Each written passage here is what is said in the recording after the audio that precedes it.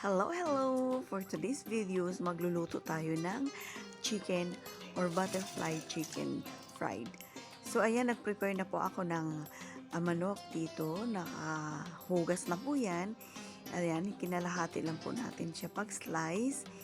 So, ayan, ilalagay na po natin siya doon sa ating pan, which is big pan na mayroong onion, garlic, laurel, at saka whole black pepper and ginger and of course coriander and salt.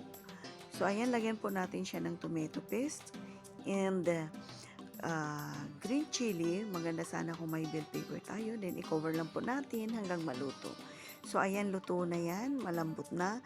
So maglagay tayo dito sa ating pan ng mantika. So nakalimutan kong i-on ang video. So ayan, na-fry na po natin ang other side. So now, gagawa ako ng sauce.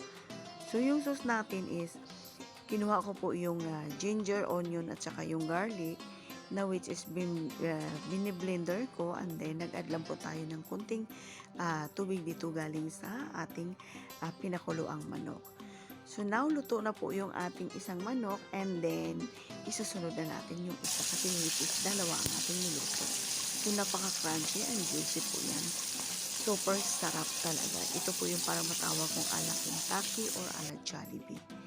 So, ito yung ating sauce. Yan. Maglagay po tayo dito ng cornstarch at saka flour. So, para po magiging thicken. So, ayan. Luto na po ang ating manok at luto na rin po ang ating sauce.